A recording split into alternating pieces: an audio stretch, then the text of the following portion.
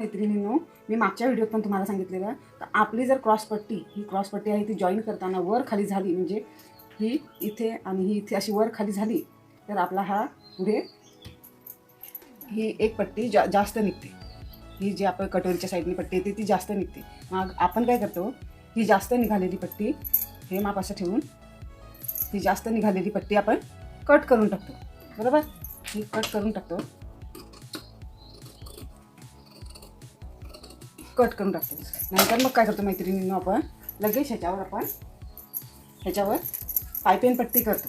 पायपेन पट्टी करून घेतो. तर तसं न करताना मैत्रिणींनो, पहिल्यांदा हे माप आपण परत मागच्या व्हिडिओमध्ये सांगितल्याप्रमाणे ही पट्टी सोडून हे माप मोजून घ्यायचं. बघा मैत्रिणींनो, आता हे माप आपलं वाढतं. हे माप बघा किती अर्धा इंचापेक्षा जास्त वाढतं. बरोबर, मग काय करायचं, परत मी काल व्हिडिओत सांगितल्याप्रमाणे हे माप आपण इथे तेवढं कमी करायचं. अर्धा इंच वाढतं ना, तर अर्धा इंच हे इथे कमी करून घेतलं.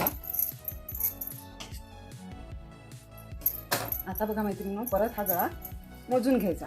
हे माप बरोबर येतं का बघायचं. हे बघा, हे माप आता बरोबर आलं. हे माप आता बरोबर आलं. आता आपण पायपेन करू शकता. एकाच साईडने जर गळा मोठा आला तर आपली शोल्डर उतरते. व्हिडिओ आवडला असेल तर लाईक करा, सबस्क्राईब करा आणि कमेंट करा.